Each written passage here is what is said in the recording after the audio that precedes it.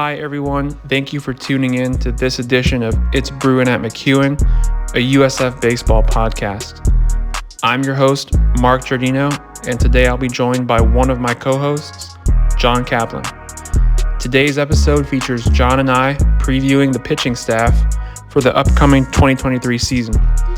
This is the second and final part of our season preview series.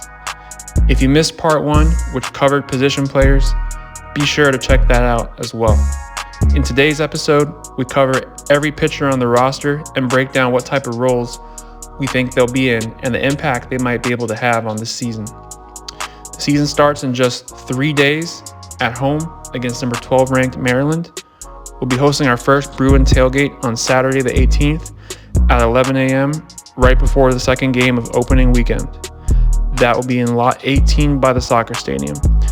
Without further ado, let's get into the show. This is Mark Giardino with the It's Brewin at McEwen podcast. I'm here with my co-host today, John Kaplan.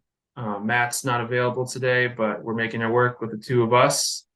So we want to preview the upcoming season for you guys in terms of the pitchers. Our last show that Matt and I did, we went position by position, talked about the position players, but with pitching having as many players as it does, felt appropriate to make it its own show. So kind of the way we want to approach this is kind of think about different phases of pitching, and I think we'll kind of break it out into potential starters and then talk about maybe some back-end setup man, closer type roles, and then also kind of like mid-relief.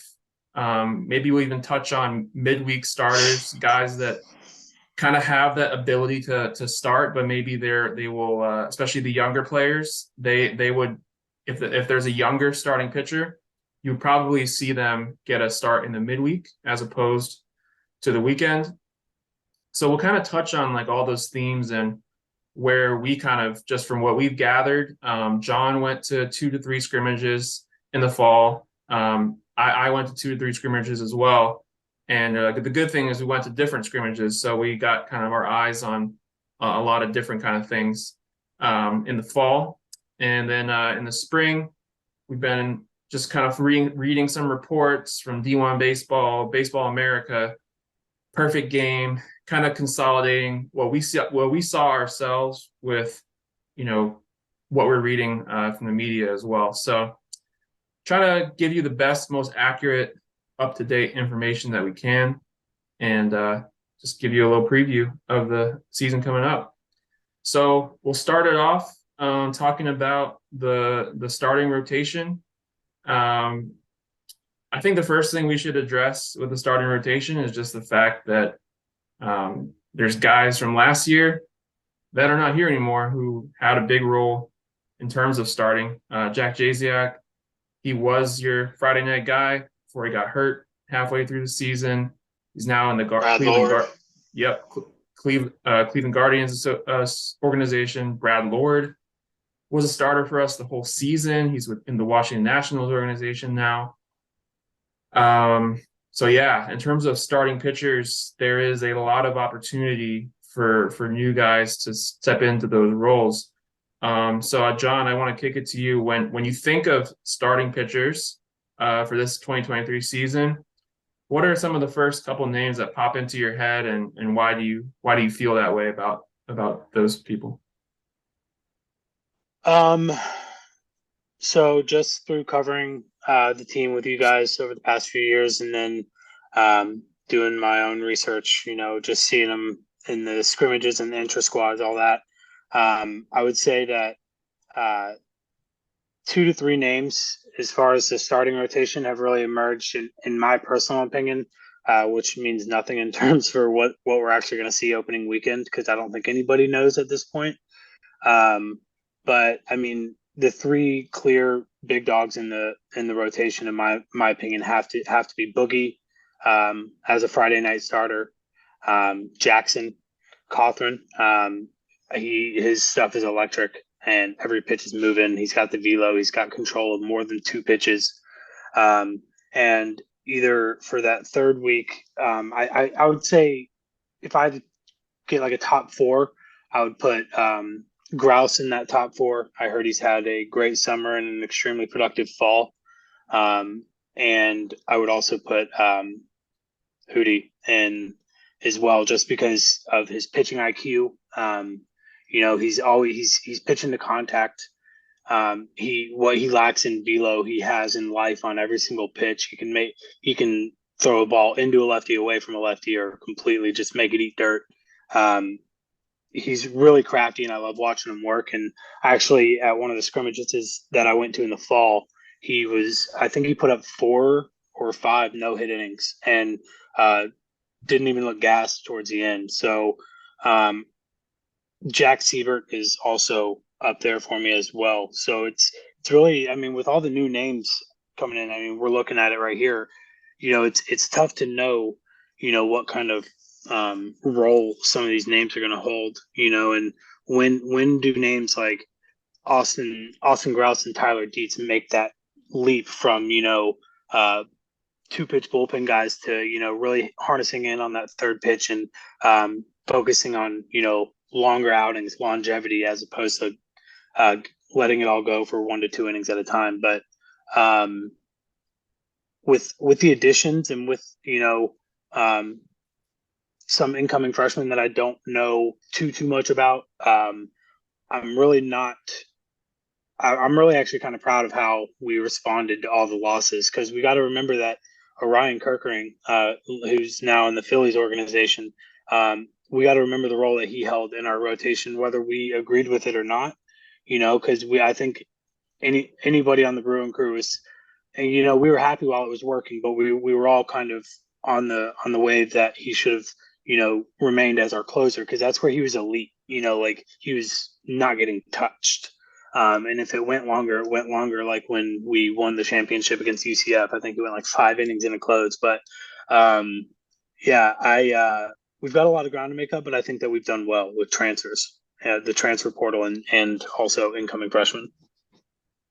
Yeah, definitely. So I think one thing I want to follow up on with that is some of the names you brought up there that come to your minds initially when you think of starting pitchers. You mentioned Ethan Brown as a Friday night guy, and I can see that. And I think there's a strong case for that, because Ethan Brown had the most starts of any returning pitcher that's coming back this year. He had 9. He started 9 games for us.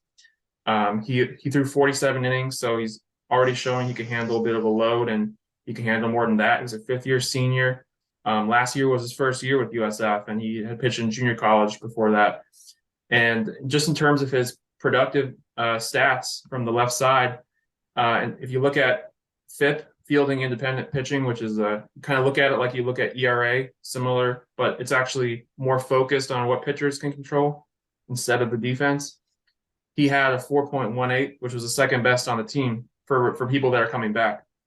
And I think the fact that he can put up a solid FIP like that and also do it over the span of 47 or more innings kind of shows you that he's durable but also effective.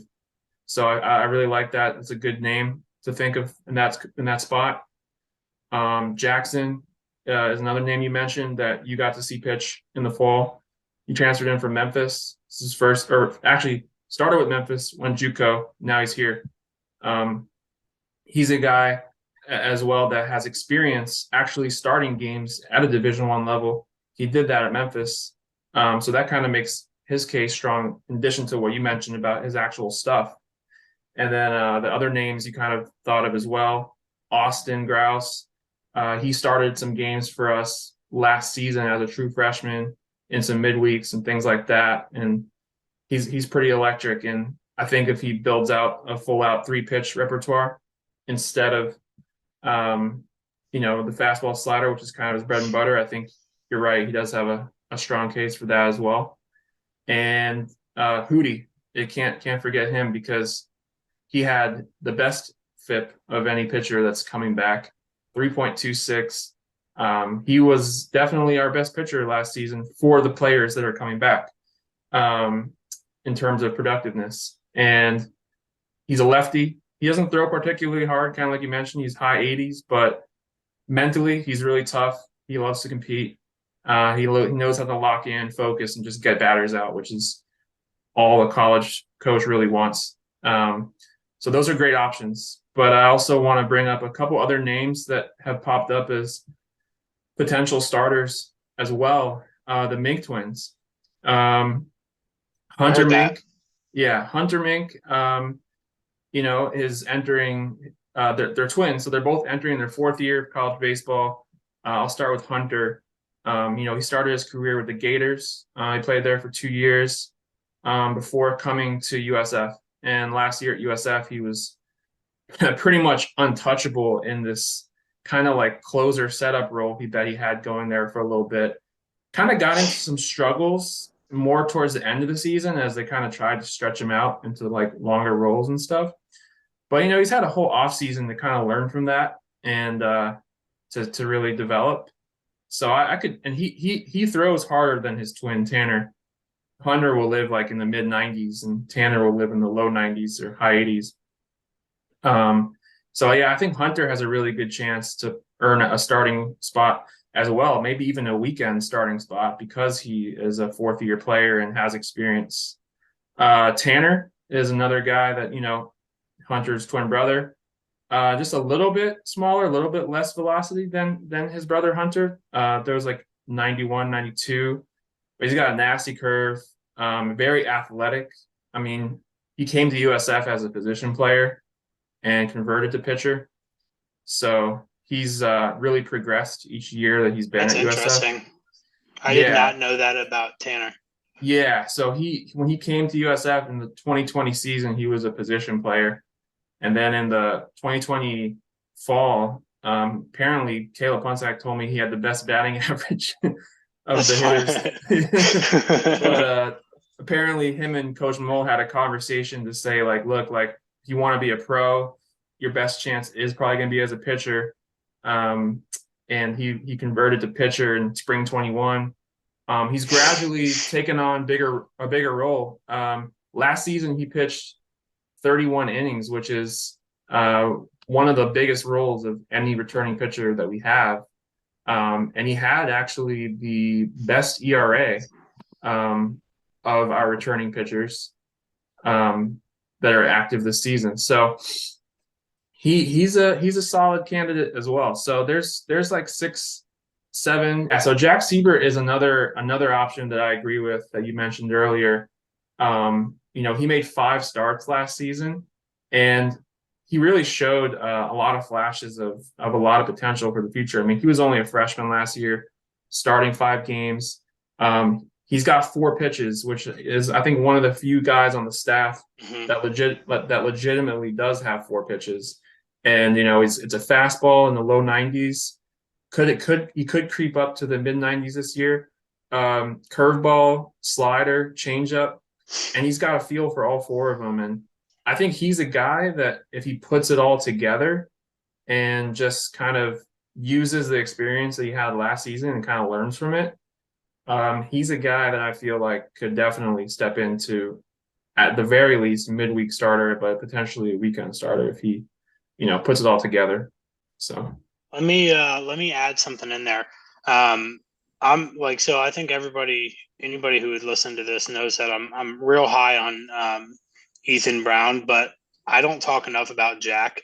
That kid, man, when on the starts that he ran into, some speed bumps. I think there was a start against FAU that he got. He let go some early runs, but whenever he comes into contact with adversity, the kid takes it on the chin and presses on. He doesn't.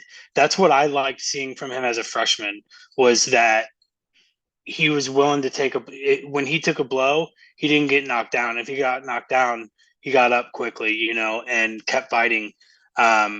Because like you said, his 4-pitch arsenal, his velo, and his control of those 4 pitches, as well as the poise that I was kind of bringing in there at the end.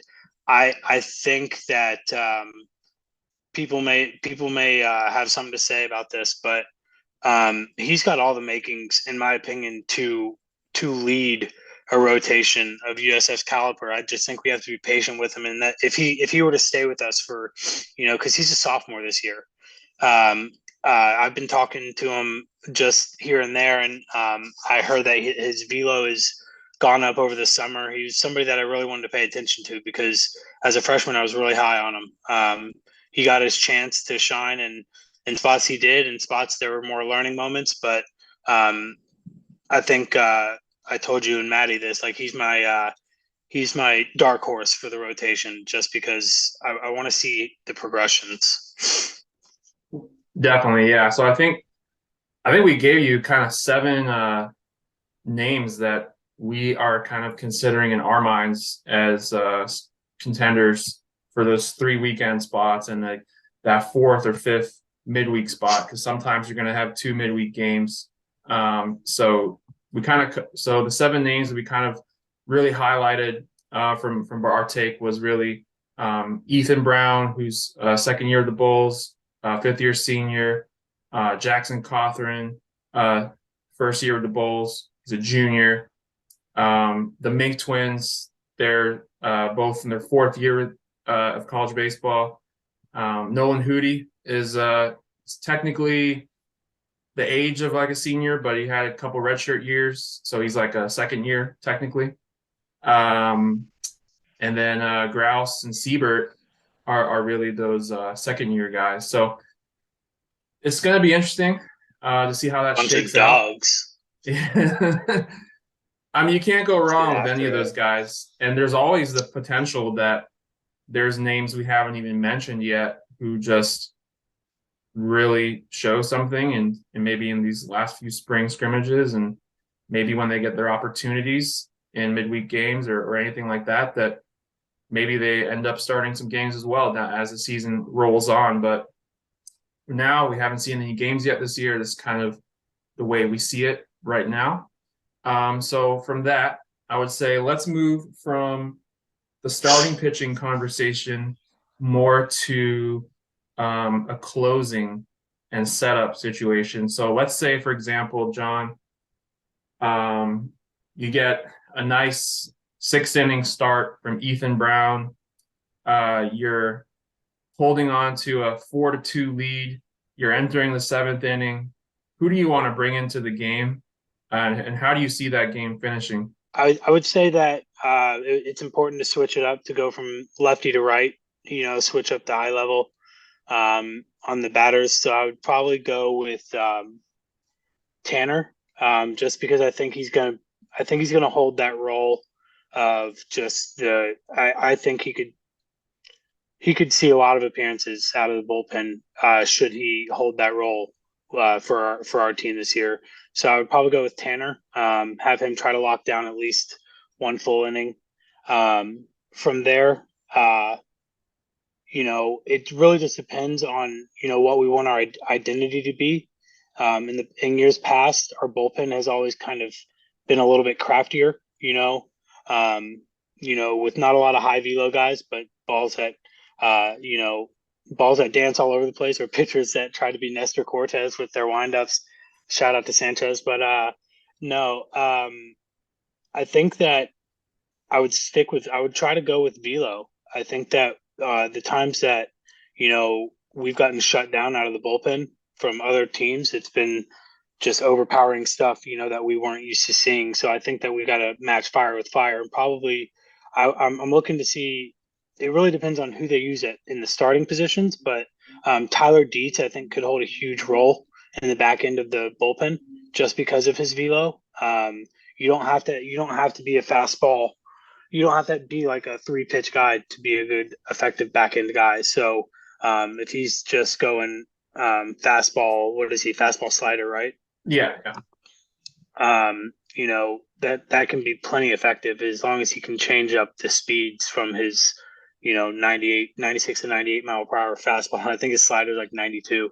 But if he can take a little bit off that and kind of mix things in a little bit, he could be really good. And I also like Parker Say for back into the rotation. For sure. I don't know if I would bring him in right after Ethan, just because with the lefty on lefty, but they're similar stylistically, just from the sense that they've got some velo, really good sliders, and they're both from the left side. but Parker Say's at the top of my list for back into the rotation guys, just because I've seen him throw, and he's got some amazing life on his pitches, and our stats are showing like low 90s. He was at that scrimmage. I remember talking to a few guys in the dugout and also a few parents of the pitchers, and they were saying like that coach is not having him throwing anything over than 80%. And Parker was sitting 90 to 91 and just looked so effortless. He definitely popped out to me. And then I would say for closer, it's probably going to be between Tyler and Parker, just because I don't know. I'm waiting to see how all of these transfers and freshmen pan out, and also how our rotation pans out, because you know, we've been known to deploy a bullpen matchup on midweek games. So who's to say we even have a midweek starter? I would hope that we do. I would like for that to be our identity. Have a 1 through 4, some structure. But who knows? Anything can happen. So we kind of have to adapt our projections from there. But Mink, so Tanner, my oh man, I completely forgot about Hunter there too. No, Because I think you're okay, because I think Hunter. I have a feeling he is going to potentially be used more as a starting role, but I know what you mean, though. Yeah, because he was just you such brought an up elite closer for us, dude. He Like, was. he was so good. He was. Yeah. No, I think those are some really good names that you bring up for like high leverage relief situations, like important relief situations where like you are trying to protect a lead, a small lead. Those situations are so important, and you need to have a guy that you could bring in 2 to 3 times a week in those high leverage spots that's going to hold the lead for you, or that's going to maybe Ethan Brown is in the middle of the 6th inning and now he's got a couple of base runners. His pitch count gets up. Now you need to bring in a guy that can get 1 or 2 outs, keep the damage off the board, and then pitch another inning after that. Nolan kind of did that a bit for us last year, but I could see him, if he moves to starting pitcher, someone else has got to do that. But no, man, it's like you do need a guy that comes in 2 or 3 times a week, high leverage spots. You want a few guys that could do that, and I think you're right. I think Tanner Mink is a guy that could do that, as is Tyler Dietz and as is Parker CA. I think it's nice with Parker CA, the fact that he's a lefty and he could throw above 90 miles an hour. That makes me feel comfortable and confident, especially maybe we had a right-handed pitcher starting, and now all of a sudden maybe he's getting into a little bit of trouble in the 6th inning, and the other team's got like a big lefty coming up with base runners on. And it's like, oh crap, like, our right-handed starting pitcher is on pitch count number 95, and he's facing a lefty, and he's a right-handed pitcher. It's an uncomfortable spot for him and for the coaches. What if he could bring in Parker CA, who's going to come in off from the left side, face that left-handed batter, bring 92, bring a nasty slider. Now all of a sudden it's like, hey, we got out of that jam. I could see him being used in that way. It's not easy to find lefties that can throw, in the 90s with secondary stuff that's effective. So it's good that we have him. And I think as I'm on this topic, there are some freshmen that could kind of get to that role eventually, but we'll save that for a different part. But so I think you're right, man. I think high leverage relief. I'm looking at Tanner, Tyler, and Parker as well. The back end, I'm saying look for high spin rate guys, and I don't have the metrics on that as far as individually whose spin rates are where, but just looking at a fastball, from behind the plate, you can tell Hunter Mink probably has one of the higher spin rates on the team. His fastball just kind of starts elevated, and if it starts elevated, it's staying elevated. I would say the same thing about Parker CA. Sorry about the pronunciation earlier. I feel like he's a high spin rate guy, just judging based off of like eye test. Like looking at his fastball, it feels like a very high spin rate fastball, and maybe might have made it appear to have more life than it really did. Because if they're high spin rate, it's going to look like it's coming in a little bit hotter than it is too. So back into the rotation, guys. I think spin rate is something we need to concentrate on big time. Definitely. I think a guy who can also provide that, one name that you didn't mention for that high leverage relief, I think you might see Riley Skeen used in that area as well, just because that's the role that he had with Florida Southwestern State College, who's one of the better JUCOs in Florida, and he really held down that like setup kind of closer-ish role for a really solid JUCO team. He's a two-pitch guy, like he throws his fast. He's a right-handed pitcher, so you can almost think of him as like a right-handed version of CA, where you're getting a JUCO guy. He's going to throw fastball, slider primarily, and his slider, from some scouting reports I read, is a pretty high spin rate pitch that moves. It's got a slurve kind of two plane kind of movement. It's not really a curve, not really a slider, somewhere in between, low 80s. He can be effective with that pitch. I think that's kind of like a relief pitcher type of model that he kind of archetype that he kind of reminds me of. So I could see Riley getting some high leverage relief appearances as well. So is Riley a low 3/4 guy? I'm not sure actually. The slot that he kind of throws from. I'm not sure. I remembered reading he had an interesting arm slot. I'm excited to see him work though, because early projections that I was hearing through the grapevine were that he was kind of being considered for the closer role. So that's kind of like what we were talking about earlier, though. It's all how stuff pans out, and there's a lot of stuff that goes on, behind closed doors that we're not seeing, that we're not privy to. So, you know, all I know is come Friday, it's time to shit or get off the pot, and I'm so ready for USF baseball to get back going, because it's been far too long. The break is finally over, and no better time than with Maryland coming to town. Oh my gosh, it's gonna be crazy. Yeah, for sure. I feel like we did a good job there covering starters, covering high leverage relief. I think the last kind of area that I want to talk about is guys who are projecting to start the year in low leverage roles. So that means they might appear in a game where maybe you're winning by 5 or more runs, or you're losing by 5 or more runs. So they might not come into the game when there's higher implications, but they are projected to get innings. And these are guys who, if they do good when they get appearances in those low leverage situations, you might see come April, come May, that they might be pitching in high leverage situations.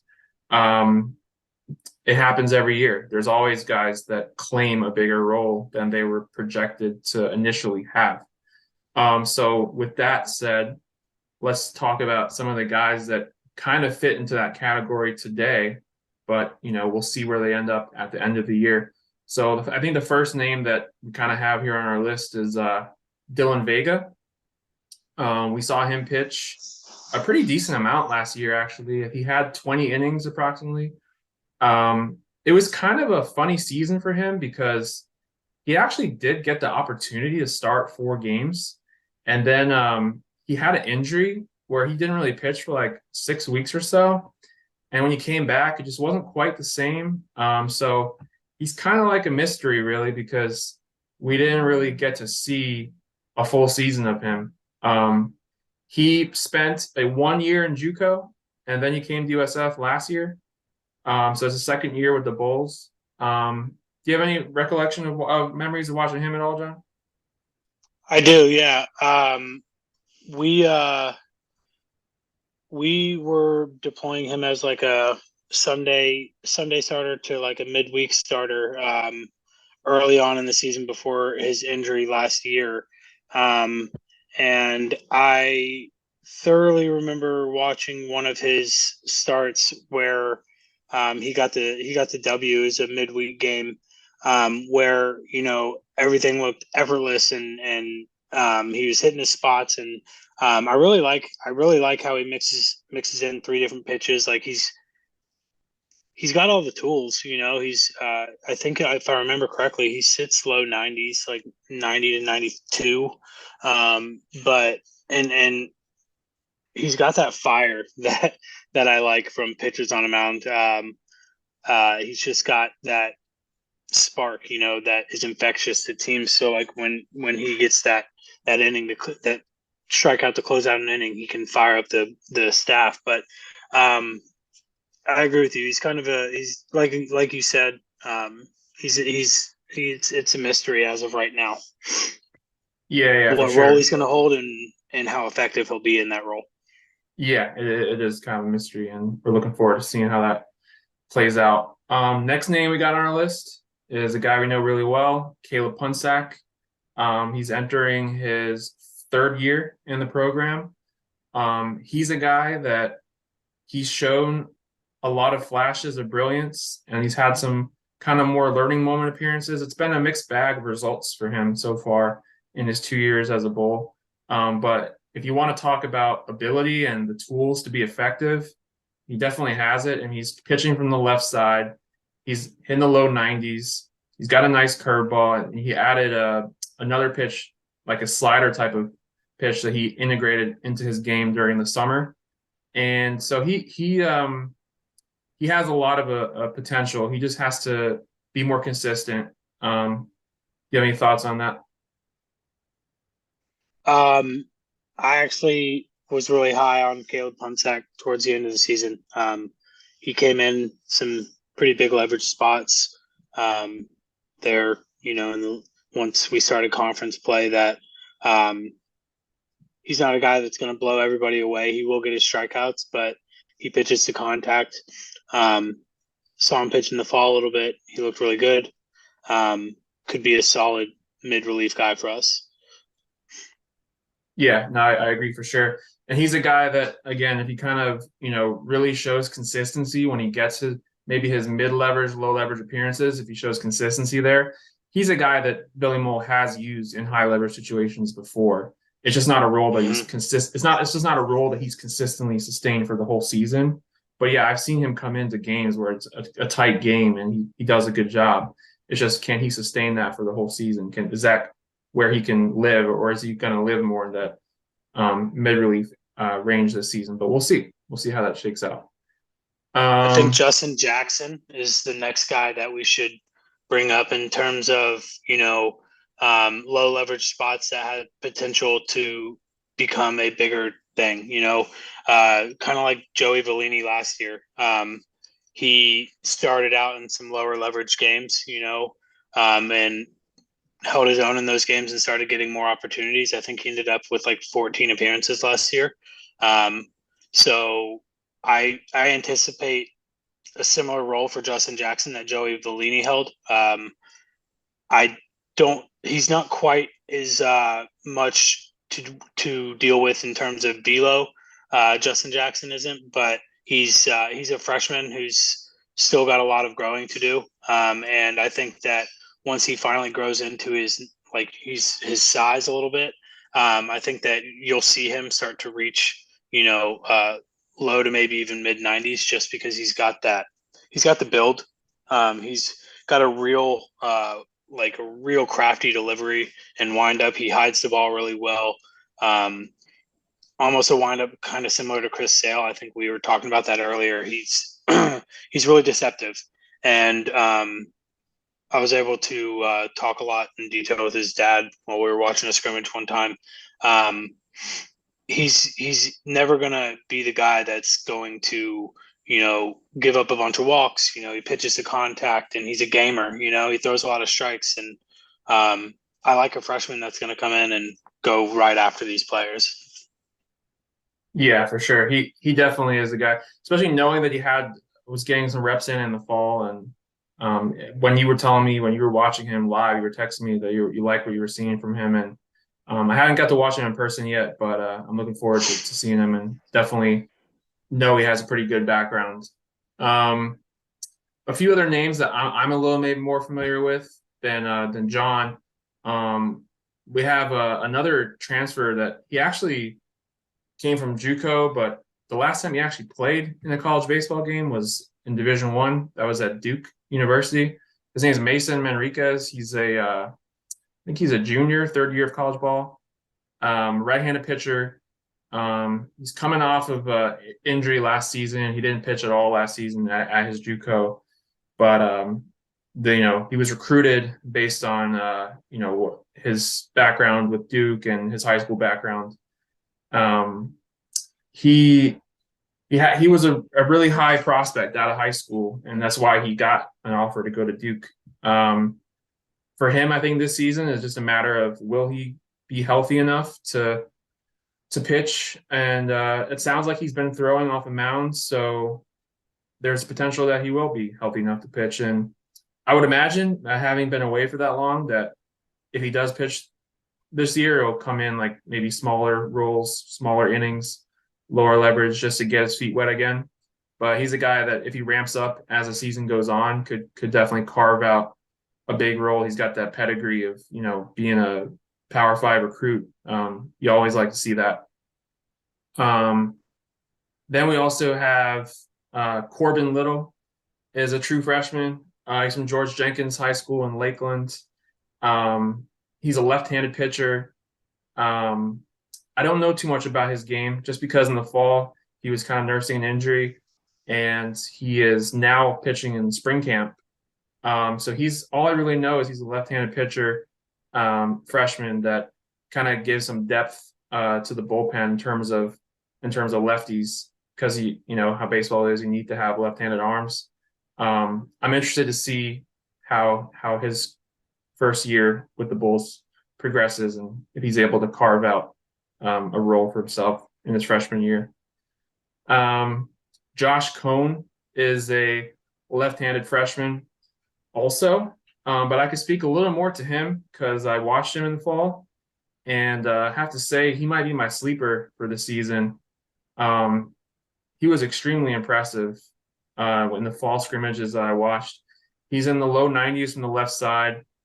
He has good mound presence. He looks like he is in like his fourth year of college ball. Very mature. Goes right after hitters. Not scared at all. He was doing so well in the scrimmage that I watched that they actually had to lengthen the inning. They had to create more outs in the inning so that more players could get the hit. So shout out to you, Josh Cohn. You were balling when I saw you in the fall. I think he's got a good chance to be an impact rookie for the Bulls for sure. Other freshmen that I'm a little more familiar with. Chandler Dorsey. I got to see him pitch. He's a really interesting prospect. He's a true freshman, right-handed pitcher. Bigger guy. I think he's 6'4". Velocity is really good. I mean, he missed his whole senior year of high school baseball with injury, but he now is recovered. And I saw him in the fall through a 91 when he was probably just going 70%. I mean, I bet you right now he's up to the mid 90s. I wouldn't doubt it. He was originally a Miami Hurricanes recruit, actually, but when he had the injury in his senior year of high school, so I guess some things fell through with that, and we're kind of fortunate with the Bulls to be able to grab him and have him at USF. So he's a guy that could make an impact. Another very, very similar freshman to Chandler, and they're actually pretty good friends, is Fulton Lockhart. He's also 6'4", freshman, right-handed pitcher. Another guy that's like mid 90s and is pretty electric, and he's definitely a name to keep an eye on as well. The last two guys that we haven't mentioned, but definitely worth mentioning, also freshman right-handed pitchers. Austin Newton is a freshman. He went to the A3 Academy here in Tampa, kind of like a baseball academy. He's 6'6", 227 is what he's listed on the roster. He's a monster. He's a big guy. He's been getting a lot of love from his teammates in terms of how he's been progressing in fall and spring camp. We ask the team sometimes like, who's like your standout freshman, and they'll say Austin Newton. So he's a guy that could make an impact. And then Lawson Gailey is a freshman right-handed pitcher, 6 foot 179. He's a freshman from Livonia, Georgia. One of our, I think, 2 freshman Georgia recruits, which is kind of cool to see. And he's known for his changeup. I think I asked somebody like who's got the nastiest pitch on the team, and they told me Lawson Gailey's changeup. So we'll see how that plans out. I did get to no, I showed up to a scrimmage that he was pitching. I showed up a little bit late, so I didn't get to see him pitch, but he did pitch in the fall, and he is pitching in the spring. So he's another guy that could kind of carve out a role. John, do you have any kind of like closing comments or thoughts on some of the lower mid leverage roles? No, I think I just overall like for like a closing thought in general, having paid as much attention to the pitching staff as I did last year, that's always been like my avenue. I just want to see some identity, and that comes from the coaching staff early on, because these kids need to know what their role is on a Division I baseball team, that their fan base is, and even some of their players are predicting, possibly a conference run. We need to establish an identity early on. These guys need to have roles. We're not going to be able to be the Tampa Bay Rays every season where we just kind of figure it out on the fly. That's not going to work against some of these high leverage opponents we got coming in early on. Our out of conference schedule is a lot steeper this year, and I think we're gonna find that out quickly. So I think that establishing order early on not only in the starting rotation but in the bullpen and in the middle and back end of the bullpen as well. Like, I think we need structure and we need identity to create these roles. Yeah, I agree with you 100%. I think it would be very beneficial to the players as well, kind of like, I would say, knowing what their role is, because I think that impacts the way that you prepare, and it kind of impacts the way you train almost. Like, if you know that you have a 4, 5, 6, 7 inning role as a starter, endurance becomes more of a factor, and trying to learn how to get hitters out without being able to throw 100% velo on every pitch. Whereas if you know that you're coming in for 1 inning, you're like, yeah, I can ramp it up because this is the only thing I'm going to throw today. I can try to, peak out in my my effort or velocity, however you want to call it, on each pitch. You kind of saw that with Orion Kirkering last year, where when he was a closer, he would throw like 96, 97, but when he became a starter, he can't really sustain that over 6 innings. So he would kind of adapt his game and pitch 91, 92. But the thing is, for me, in my opinion, that's kind of a lot to ask for a college player. You kind of want them to know what their role is and let them get good at that. Especially if you're trying to win games and you want each player to perform at their peak, they got to be able to prepare for that. So I'd like to see our starters go deeper as well. I would say like the average start for our rotation last season, it even to even say 3.1 as opposed to 3 innings would be, in my opinion, a little bit steep. Like, I feel like anywhere from 3 to 4 innings was where our guys were getting pulled, and then that's when games got away from us, they would get away in those early to mid innings that were kind of tweener innings from our starting rotation to our normal bullpen guys. But just one more little add-on thing, I'd love to see some more longevity from our rotation. Yeah, I agree 100%. Yeah, you summed it up really well. So that's all we got. Thank you everybody for joining. We will see you all on opening night. Be there. Pack the red.